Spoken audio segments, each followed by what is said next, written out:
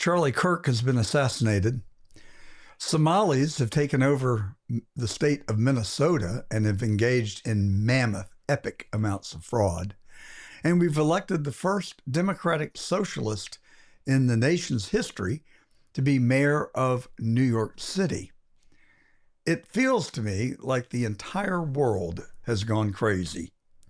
Gary Benoit is an author, a scholar. He graduated cum laude from the University of Lowell, which is actually the University of Massachusetts, Lowell. And the following year, he joined the staff of the John Birch Society, where he is now the editor of their publication, The New American. Yeah, that's it. Sorry, I had just a momentary lapse. All right, so Gary, welcome to The Truth. Do you feel like I'm engaging in hyperbole when I review those sort of snapshots of where we are as a country and society? Not at all. I think you are spot on.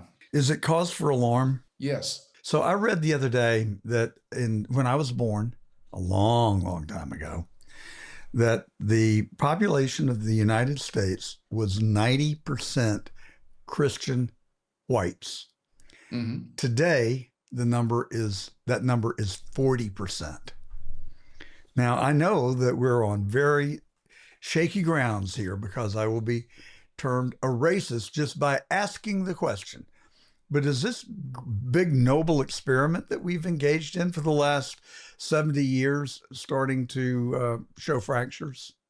Well, of course, John, the way I look at it would not be through the lens of race, but through the lens of culture. And it is not true that all cultures are equal. If all cultures were equal, then if we were to look, for instance, at the Aztec culture, where they sacrificed all kinds of people on their temples, and the blood was just flowing, all the people they killed, that would be equal to a Christian culture. And of course, we know that's not true. So Christianity, and also going back to the Jewish precedent, because that was the precursor to Christianity, it is those laws, the laws of God, that really bring about a just civilization, a good civilization, if we follow those laws. And if we flood the United States with people who do not have an understanding of freedom, who do not have an understanding of our Christian heritage, then obviously that's going to create problems. And of course, if you go back, John, many years ago, people did come to this country with the idea of becoming part of the American dream, with the idea of working hard and pulling themselves up by the bootstraps. They did not want a helping hand, although in some cases that was needed. But when it was needed, it was provided through charity. It was provided by neighbors helping neighbors. The church would get involved and whatnot. And today, of course, we have this massive social welfare state that serves as a magnet for people to come here. And we have now no longer a policy of assimilation, which is what we had in the past. We have now a policy of reverse assimilation. And of course, we're seeing the effects of that. It's a dire circumstance to me. I mean, we have these people that we have extended our hospitality and our generosity to. And Yes. instead of being grateful, they have become entitled and determined to get more, and even through unlawful ways. It seems to me, and I am becoming increasingly more of this mindset, that it is time for a reset. Step one is to close the borders, except for those exceptions that policymakers deem necessary and in America's best interest. We can no longer take the tired, the hungry, and the betrodden and bring them to this country, because our social services systems are at the breaking point and are even worse. And this is really, in my mind, the ultimate litmus test. Our national debt is at $38 trillion. The interest payments are $1 trillion a year. We are reaching a tipping point, I fear. What do you think? I think you're right. As a matter of fact, that interest on the national debt that you refer to, which is something, John, that you don't often hear about, but just the interest on the debt is getting within the range of all the money we spend for the Department of Defense or the Department of War. Well, I read just this week that it has now eclipsed defense spending. And, Wow. at some point we will be unable to continue to pay the debt. And then we'll do what government always does, and we will start printing money to paying for the debt. And that will cause hyperinflation, and we will be Yes. reduced to nothing more than a third world country. And our people will leave. The wealthy people, just like they're doing in New York, they are leaving New York in droves. I got an email just before we came on this morning, and from a friend of mine who is a lawyer in New York, Hmm. and he has written a white paper advising his clients how to decouple from the state of New York and from California and other left leaning states who are determined to tax the rich.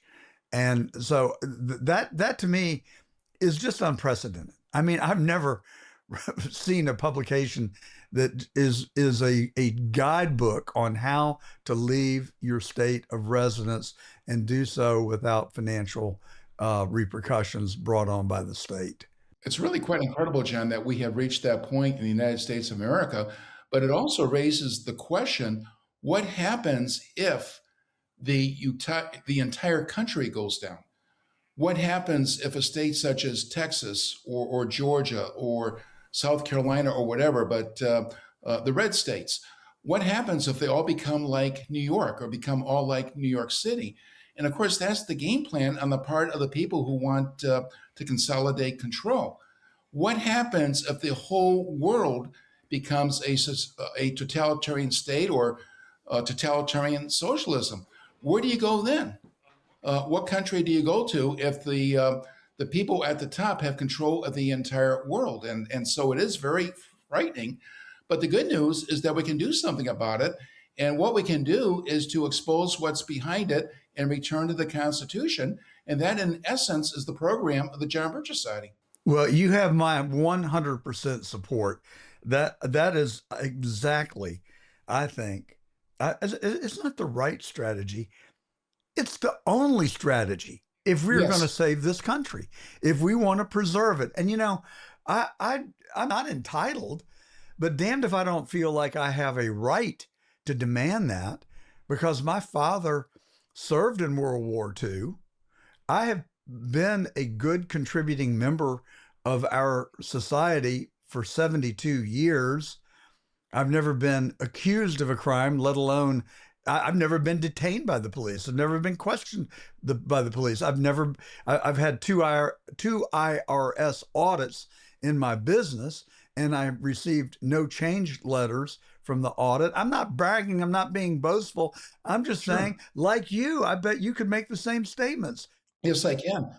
And so can millions of people. And that's part of the good news, the fact that there are many wonderful people in the country. Yes. Another piece of good news is the fact that I believe many people, in fact, maybe most people, realize something is wrong. And of course, that's very different from the situation when the John Birch Society was founded in 1958. Back then, when we were trying to wake the town and tell the people and get them involved, most people just said, well, gee, I don't see a problem. What are you talking about? Communism in the United States of America? Don't you know we're anti communist?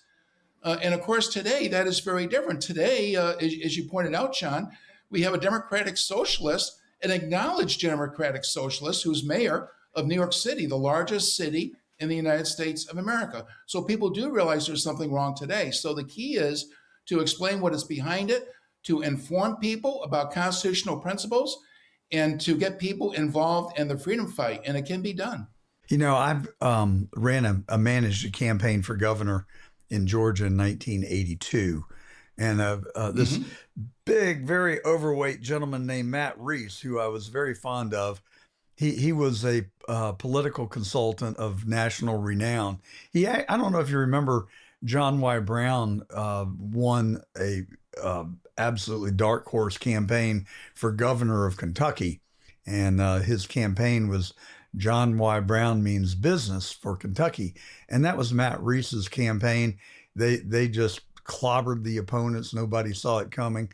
Anyway, so we brought Matt Reese to Georgia, and he ran a campaign for my family's friend, Buck Melton from Macon, Georgia, who wanted to be governor. He had been mayor of Macon and had done a really good job. Mhm. But I just, it's funny how certain things stick with you. But we were talking about how do we register how do we get mind share from the voters?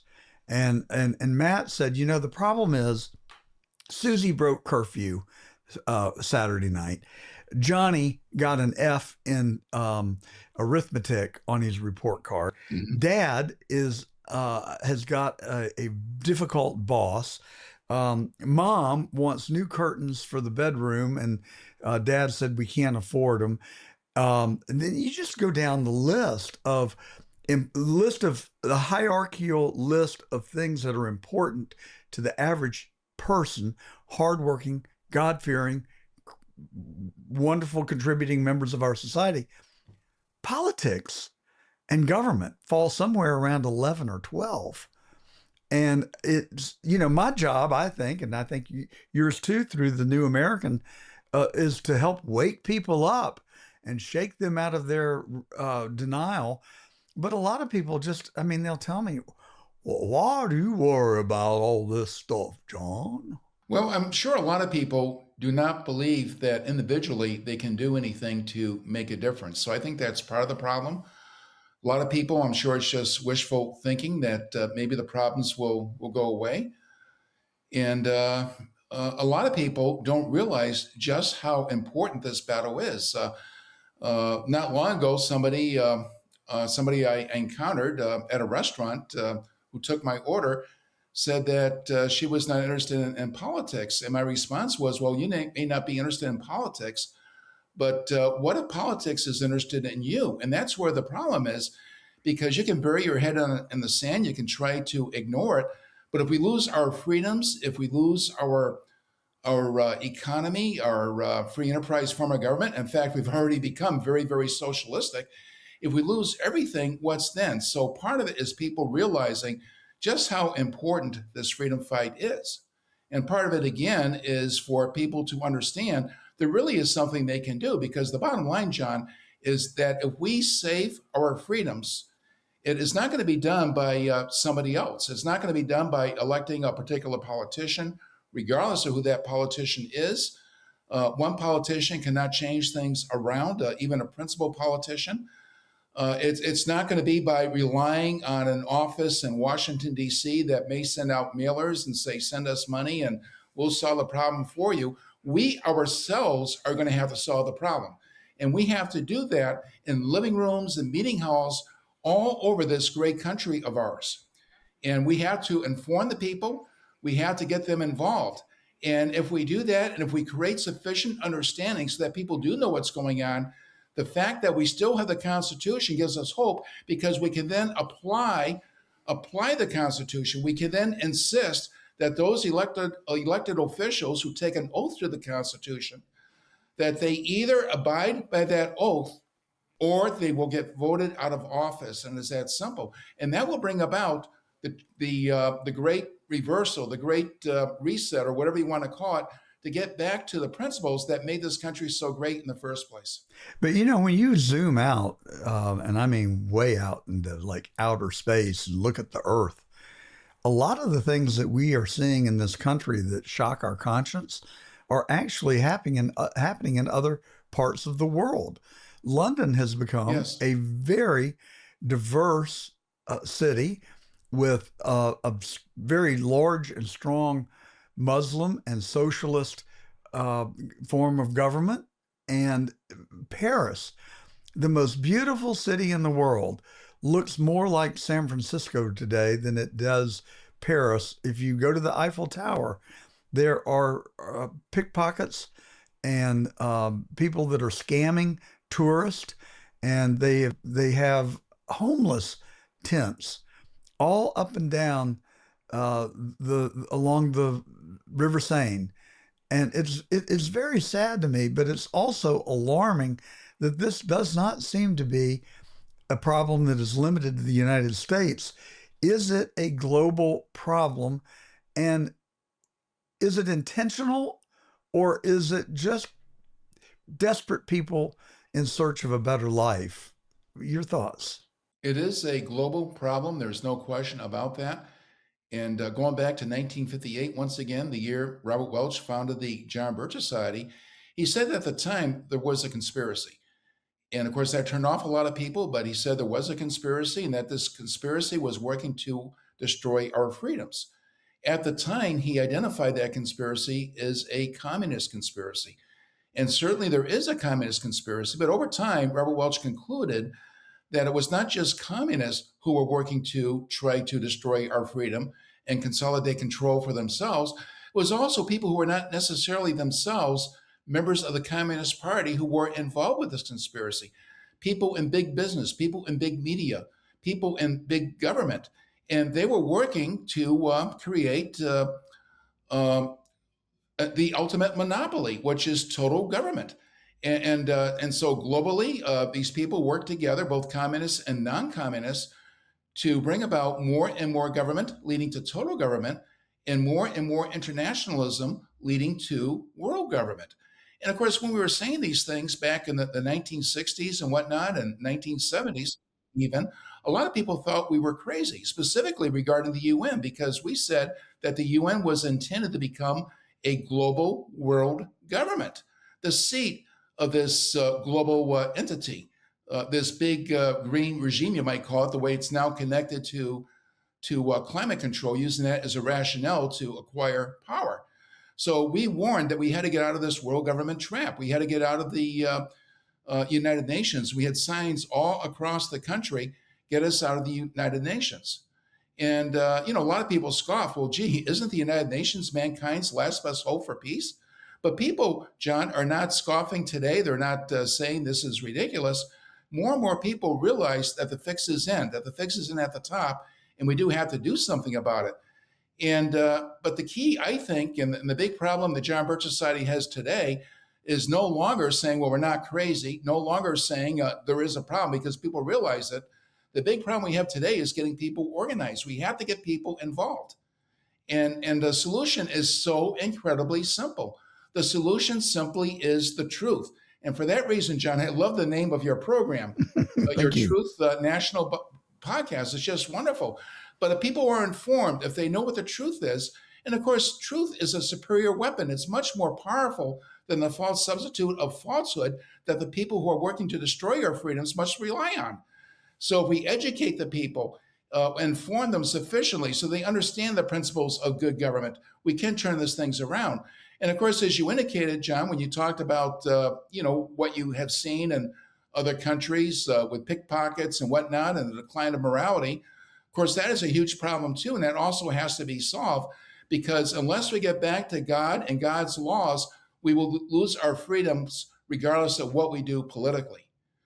It is impossible to have an immoral, free people. It's an oxymoron. It's like saying dry water. It just makes you, I don't know what makes you, it makes me just bewildered, frankly, why anybody in their right mind would want the government to dominate society. The government proves to us every day that they are inept, they are corrupt, and Yes. they are not the place to fix problems. Now, government serves many great roles. I mean, I think our federal government certainly, I don't think anyone can argue that our government provides us a safe country. That's a lot to be thankful for. And they do a lot of things right. The intelligence agency, which I rail on nonstop, really is comprised of legions of heroes that risk their life every day and put themselves in harm's way to protect our country. And I think they do a really good job. But there are elements, I'm convinced, bad elements inside the intelligence and law enforcement of our country that are really evil, sick people that engage in unlawful, off the books operations. And it's scary to me. And when and how does the accountability come? I'm waiting for law enforcement, the FBI, and the intelligence to be held accountable for anything. I mean, anybody in their right mind who's bothered taken any time to look, and I mean really look at the assassination of John Kennedy, knows that it was our own government that killed him. How can the American people stand for that? Oh, it was 70 years ago. Well, yes, but if we don't acknowledge it and we don't atone for what happened, we are doomed and destined to repeat it again, which I think we have. I don't think Tyler Robinson killed Charlie Kirk. I mean, a lot of my fellow commentators that I really like do think that he did. I don't, based on the evidence that I've seen and the interviews that I've watched with really smart, knowledgeable people like two former Navy SEALs who were expert marksmen, who both said that they could not have made that shot with a 30-06 gun. And there's so many peculiarities, and we have been lied to so bad about the events surrounding it. So I'm not really getting, the point of this is not to really get into the weeds on Charlie Kirk, but to acknowledge that there is real serious evil within our country, and I suspect within our government, that has to be surgically removed if we are ever going to reclaim the moral high ground in this country. Well, there's no doubt that we've been lied to again and again and again. Nonstop. Right. And of course, as you pointed out, or you raised the rhetorical question, when is there going to be accountability, or how do we restore accountability? And let's take as an example of that what is happening in Minnesota right now with regard to that huge scandal there involving a billion, in fact, maybe a lot more than $1 billion, with the daycare civic centers and of course, all the Somalis who are involved with that. But I would like to say this regarding bringing about justice there, bringing about accountability there. What if there were no such programs to begin with? What if the federal government were to get back to the Constitution? What if the federal government, in getting back to the Constitution, were to end all subsidies for childcare across the country? How much fraud and abuse would there be in those federal programs if those federal programs did not exist to begin with? Absolutely zero. So I think a big part of restoring accountability is to get back to the Constitution, to take the federal government and get it back to what the founding fathers had intended, because right now, probably 80% of what the federal government is doing is unconstitutional. I happen to agree with you. And I think that's shocking. Right. And of course, I love this country. And from what you say, you love it too. And obviously, the Constitution and the government that it created has become, I believe, and you probably would agree, the greatest experiment in human liberty the world has ever seen. But the reasons why that came about, number one, because we had a moral people, and number two, because the Constitution limited government. Under the Constitution, the government may only exercise those powers that are delegated to it by the Constitution. All other powers are reserved to the states and to the people.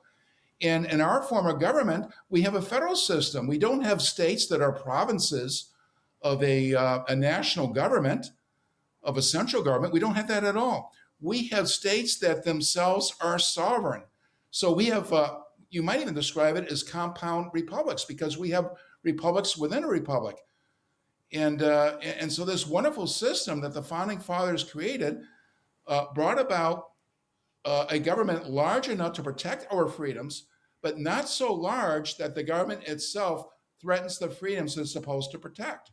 You might even use the analogy of a fireplace, having a fire within a fireplace, or having a fire in a stove.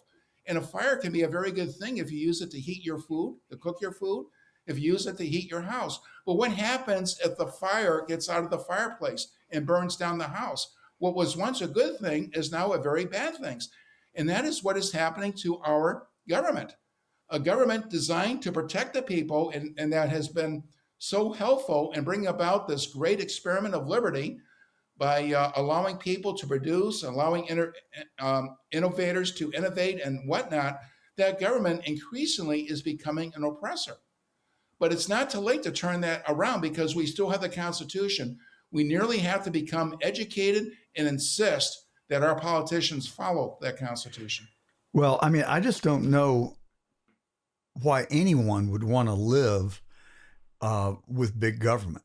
They're intrusive. They know everything there is to know about you, and we have seen the how their power can be weaponized against people if you make the wrong person Yes. mad, or if they think that if they're trying to claim political advantage over someone else, they can use the power of the federal government. No one individual other than perhaps Donald Trump has been able to withstand that kind of lawfare. I don't think he would have been able to have done it were he not a popular political figure with a lot of deep pockets and resources and people that willing to give him money to fight back against it. But I mean, are people so have such tunnel vision that they can't see down the road of what big government will lead to? I think that's the case with many people. What many people have been dumbed down, or they've been indoctrinated to the point where they do not understand the simple principle that there is no such thing as a free lunch. They do not understand that a government that can give to you everything you might possibly want can take away from you everything you have. They don't realize that government is non-productive. In order to give from some, they have to take from others. They don't realize that the people who operate that government become consumed with power. And instead of using that power to help the people, they use that power to oppress the people. But there's another factor too, and that is there are people who know exactly what they are doing. There are people who understand economic principles and political principles. But these are people who are evil, and these people, they want total control for themselves. And it's what George Orwell described in 1984 when he referred to a human boot. When he referred to a boot stamping on the human face forever. There are such people. It is hard for us to understand that, John, because we don't think like those people. We don't think like an evil person. And you could, of course, ask other questions. Look at Hitler, for instance. Why did Hitler kill so many people that he did?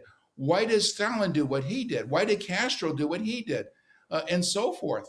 These people, I believe, did not truly believe in the lie of socialism or the lie of communism. They simply used the lies in order to beguile the people to acquire power so that they can rule over everyone else. And this conspiracy needs to be exposed, and that's what the John Birch Society is working to do.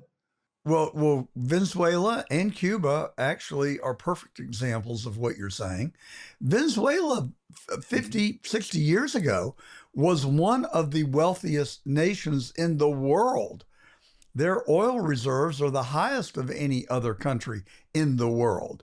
And somehow, with the election of a socialist, the country became socialist communist. And now you can see that it's a wealthy country for those who are in charge, and everybody else and most people live in abject poverty. I mean, why would you Yes. want or to allow that to happen to our country? Why would anybody want that? Well, the only people who would want that would be the people who lack understanding, who have been duped, and they just want to get handouts, or the people who know exactly what they are doing and they imagine themselves being at the top, controlling everyone else. Or you and I see it the same way. But then I think you have to question, what is the role of the media in all of this? You know, I watched a CNN segment on um, uh, Minnesota and Nick Shirley. And the interviewer had the mic right in front of Nick Shirley's face and said, "How do you know you're right? How do you know you're right?" And he said, "Well, look, just come with me and let's go to the classrooms that are boarded up and the glass is black and make your own determination." And she was having none of it. So what is their motivation, for God's sakes? What do they think? What is their agenda? They have to have some sort of an agenda to deny the plain truth that everyone else can see, but they're trying to repackage and sell as being something that we don't see. It is a detachment from reality. I think that's a very good way of putting it. It is a detachment from reality. But sometimes people can be what we call today red pilled. I mean, sometimes people may not realize what's going on, but all of a sudden one day they wake up and, oh my goodness, this is what it all means. And, it might be, cite an analogy, somebody who draws, let's say, a picture or draws a sketch and they hide something within that picture that they've drawn, Mhm. maybe a baseball or cart or whatever, and you look at it and you can't see it because it's hidden. And all of a sudden you see it and then you scratch your head and you say, well, gee, why couldn't I have seen that to begin with? Because it's so obvious. And I think that kind of double take, that kind of realization, that kind of red pilling, I think we saw a lot of that back in 2020 with the COVID period, where people realized, my goodness, because of this disease, COVID, I'm supposed to stay in my home. I can't go to my job. I can't work. I'm not supposed to go to church. What is going on here in the land of the free and the home of the brave? And a lot of people woke up. So that's part of the hope is that people are waking up. They are being red pilled. So, what was going on there? I still don't feel like I don't have an explanation for COVID. I mean, I've got more questions than answers. I think Right. the fundamental question that no one has addressed, and everybody kind of dances around it, frankly. And I don't, even Trump, and I don't really understand why. Was it intentional or was it unintentional? That is the first foundational question that I would like to have answered. Well, regarding the actual release of the disease from China, the virus, I can't say that for sure. It was it intentional or unintentional, but I believe I can say absolutely that it was used as a rationale. It was used as a rationale to get the American people used to a different kind of situation, a different kind of condition where they were no longer able to exercise the freedoms that they once were taken for granted. And of course, those controls have been withdrawn. But now that the precedent has been established, who's to say that those controls will not be put in place again when the next crisis or so called crisis comes along? I think a lot of people realize that.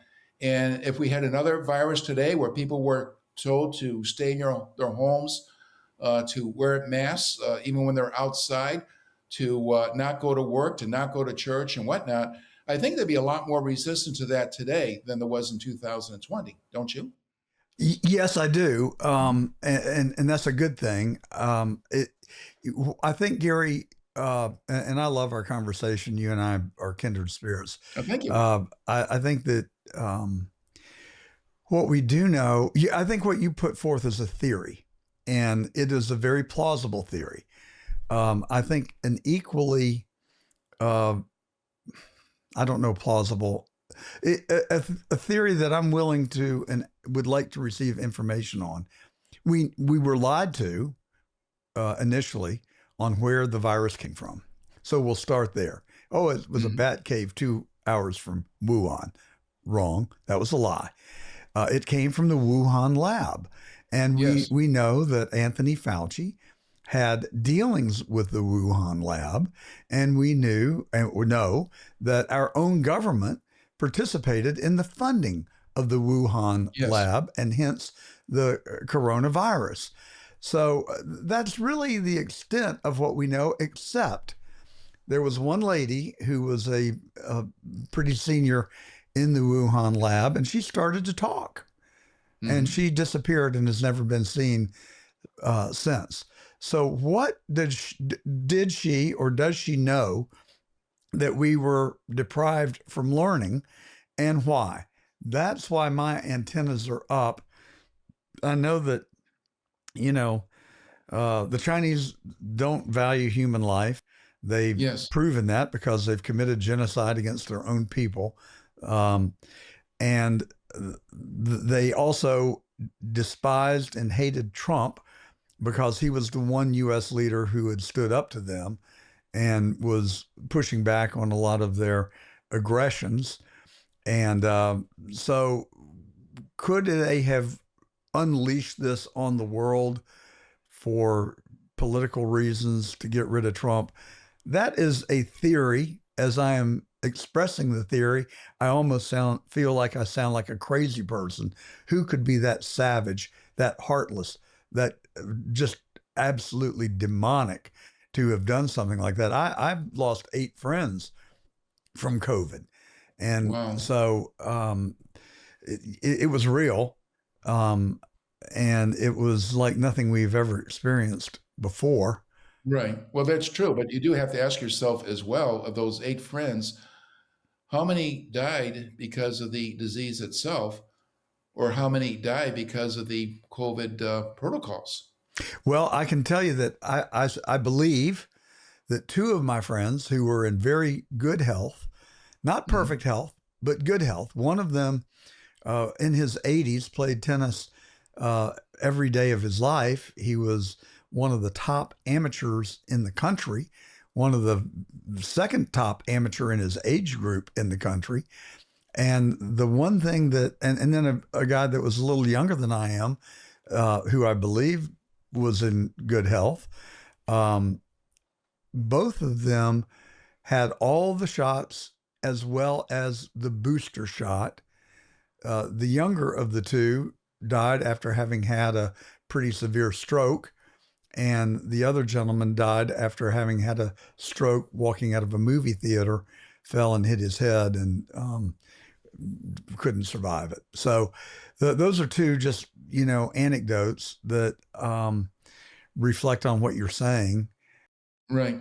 But there is growing evidence, though, that the COVID shots actually did more harm than the disease itself. I, for one, did not get the shot.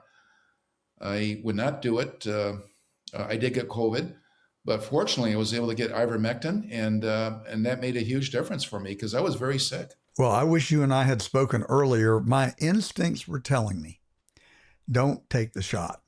It's been Hmm. rushed to the market. It is, but and I've always prided myself in not really caring about what the cool people think. I've actually repelled the cool people as opposed to trying to be one of them, because they're like cool people I just plain don't like. I think they tend to be very judgmental and kind of mean. Um, Hmm. but all the cool people were, well, I got the COVID shot. I'm on the board of the local hospital, and I got VIP treatment to move to the front of the line. You've gotten the COVID shot, have you not? Well, actually, no. I haven't even applied for it. Oh, you must get the COVID shot. And all my friends were telling me this. An elected Yes. representative in West Palm Beach, Florida was like, I can get you a VIP reservation if you want. And so I succumbed to the peer pressure, and I took 2 of the Pfizer shots. They didn't affect me one way or the other that I know of. Although we've had a lot of medical professionals and experts on this program that have said that, that shot stays with you. It can do bad things to you. I don't know. In fact of the matter is, Gary, that highlights the point. Yes. I just don't know what the hell to believe these days. Right. You put it out too, John, how much we're lied to, that we're lied to time and time again. Yeah. But let's look at the lies regarding COVID and regarding getting the COVID shots. We were told, in fact, the President of the United States said on nationwide TV that COVID was the disease of the unvaccinated. He said that, and presumably all the people who got the shots would be fine, and the people who did not get the shots, they would be the ones who would die. So that was the propaganda at the Yeah. time. That propaganda changed over time. Then it was admitted, well, yeah, you can get the shots, you can still get COVID, but you wouldn't get as sick as you would otherwise. So you're still better off getting the shots. So what they said was changed over time. But obviously, it was a big lie. But like you say, John, there are many things we did not know, but there are many things we do know. And one of the things we do know absolutely is the fact that COVID was used as a rationale to limit our freedoms. I 100%. mean, imagine even saying that we cannot go to church. I just want to go back to my earlier expression of the theory that maybe it was intentional. I guess Mhm. the thing that keeps haunting me is that our government really cannot do much of anything without a long ramp up. It's a very slow moving, large vessel and difficult to turn. Mhm. Yet their response to COVID seemed to be instantaneous. And I did read that Moderna was working on a vaccine for the COVID virus in 2015. Now, how do you riddle me that? And do you think they could have printed all those placards and leaflets and rounded up these vaccination centers just on the spur of the moment? And yeah, I agree that Trump did make that statement. And the way that I reconcile that is that he was relying on the best advice that he thought he could get, Fauci and Birx. Then there was that CDC director. He was the guy who was actually telling the truth, and they canceled him. So he Right. no longer had a seat at the table. So I don't know. Your final thoughts. Well, it sounds like we agree on a lot, but my final thoughts would be simply this: that the evidence is available to show that there is a conspiracy, that conspiracy includes not just communists, but also people who are not themselves necessarily members of the Communist Party, and that they're working together at the top to bring about a socialist global regime controlled by themselves. And they use excuses in order to beguile the people into accepting their controls. Those in particular include environmental excuses that if we don't do something about CO2, the gas of life, that we're going to destroy the planet. Those rationales also include COVID, as we're talking about. They could include war. They can include all kinds of things. But nonetheless, the evidence is available, and we simply ask people to look at the evidence. And recently, if you don't mind my saying this, John, I wrote a book called the the Vanguard of the Americanist Cause, and the subtitle is a close look at the John Birch Society. So I would recommend that people get that book. You can go to jbs.org. JBS, that's the acronym for the John Birch Society.org. And the book is available there. It's only $3, the price of a cup of coffee. So we're making it very inexpensive. And I would recommend reading that book and seeing what the John Birch Society is all about. And there is a chapter in there talking about this conspiracy for global control. And beyond that chapter, we have whole books on the subject. We simply encourage people to look at the evidence. We also encourage people that if they agree with us, that they join with us to stop this conspiracy and to bring about, and I'm going to quote the slogan of the John Birch Society, less government, more responsibility, and with God's help, a better world. I wonder how many people realize that both James Comey and John Brennan were admitted communists some years ago. To your point. Yes. Well, it's been a fascinating conversation, Gary. I really appreciate your coming on. I appreciate what you do every day to help keep our country a constitutionalist state. And I hope that you will continue your good work, and God help us. We really need it. I hope we haven't bummed out everybody in our audience today, but I really agree with you. We should work as if everything depends upon us, but pray as if everything depends upon God. yeah, God gave us two hands, and He doesn't expect us to sit on those hands. He expects us to use them. absolutely. Gary Benoit, the editor of The New American, an author and a journalist. Thank you so much for your time today, and I look forward to future conversations. Thank you, John. God bless you.